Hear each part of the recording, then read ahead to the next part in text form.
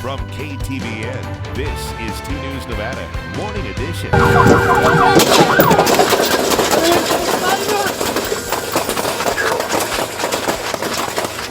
Look at that. Reno police are revealing more about what led up to last month's deadly shooting at the Grand Sierra Resort. We'll take a look at recently released body cam footage. That's coming up.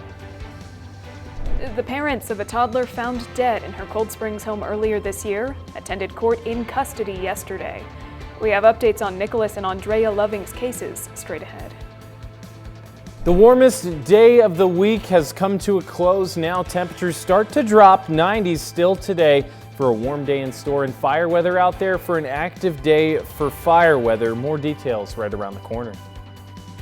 Good Wednesday morning, and thank you for starting your day with us. I'm Kyle Lauder. And I'm Faith Justice. So glad to be with you this morning. It was a roll of the die yesterday, whether you got hit with downpours or stayed completely dry. That's very true. It was also the hottest day of the week. We tied a record in heat, but then it cooled off. I did not get any rain where I am. No, so me neither. It's kind of just South Reno. But I'll tell you what, let's check in with meteorologist Barrett Vincent now for an update on today's forecast. Hey, Barrett. Good morning. Yes, we'll see the downward trend with temperature. That means 90s return today. I got a little bit of rain yesterday, actually. You did? You in South Reno? Yeah, close to South Reno. And it's funny because I went outside like 5 minutes after it rained and it was completely You said dry. you had bone It's dry. so hot out there. It was ridiculous.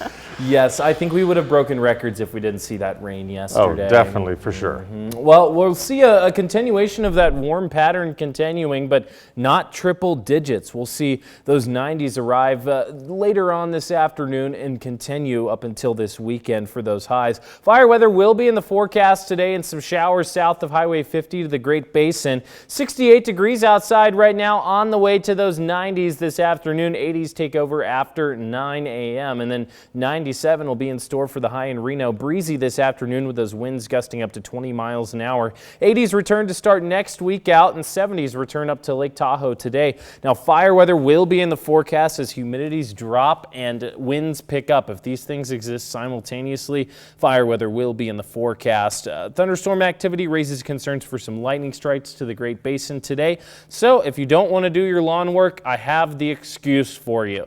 No to campfires and no to target shooting today. Winds crank up and cap out to 20 miles an hour for Reno, maybe 30-mile-an-hour wind gusts to the Washoe Valley, Virginia City, and Carson City today. But that school bus forecast has us in the 60s, on the way to 70s, so nice temperatures this morning. Thank you, Barrett. The Reno Police Department has released its body camera footage of the deadly mass shooting outside the Grand Sierra Resort last month. You might recall 6 people were shot, 3 of them died. We do want to warn you that this footage may be disturbing to some viewers. Police say on the morning of July 28th, officers responded to the GSR for a report of an active shooter. When they arrived, they say they found the suspected gunman, later identified as Dakota Hover, in the parking lot, where police say he began shooting at them. Put the gun down!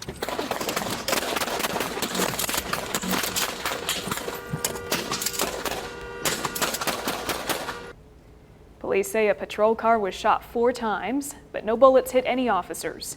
During the exchange of gunfire, police shot Hover. Officers say they recovered a handgun from him at the scene. As we've reported, Hover was hospitalized but died a few days later. RPD says all officers involved in the shooting have been placed on administrative leave while the investigation continues. That footage is just shocking. All right, so Nicholas and Andrea Loving both appeared in court following the death of their 5-year-old daughter Isabella earlier this year. During his bail hearing, Nicholas Loving pleaded not guilty, and the judge approved his request for a no bail hold. He's also waiving his right to a speedy trial. As for Andrea Loving, her motion hearing has been pushed to later this week. And as we've been reporting, both parents are facing charges in connection to their daughter's death. Last week, Nicholas was charged with open murder after the medical examiners ruled Isabella's death a homicide. Investigators found the toddler dead in her Cold Springs home back in April. Andrea and Nicholas are both due back in court tomorrow morning at 9 o'clock. Also, the Douglas County Sheriff's Office is looking for 2 people accused of entering someone else's home last week. Deputies say last Friday afternoon, this man and woman right there on your screen entered a home on Bavarian Drive and stayed there for about an hour and a half. Deputies say they didn't take anything, but surveillance video showed the man yelling threats.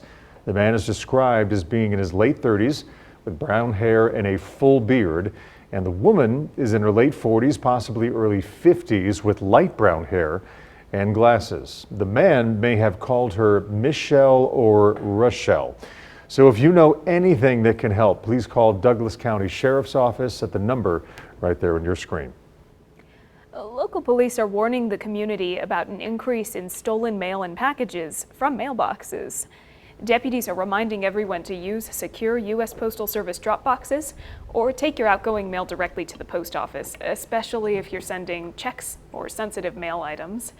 They also encourage you to collect your incoming mail immediately and report any suspicious activity to local law enforcement.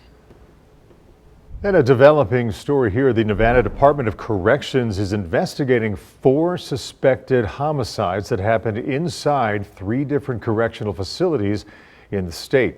Investigators say on Monday, 35-year-old Ryan Warren Hunt was found dead at Southern Desert Correctional Center in Indian Springs. Last week, 18-year-old Demaria Wallace was found dead at High Desert State Prison in Clark County. And last month, investigators say 34-year-old Jordan Cateberry and 35-year-old Jacob Herman died on different days at High Desert State Prison in Indian Springs. These investigations are ongoing. And coming up on 2 News Nevada. President Donald Trump is preparing to meet with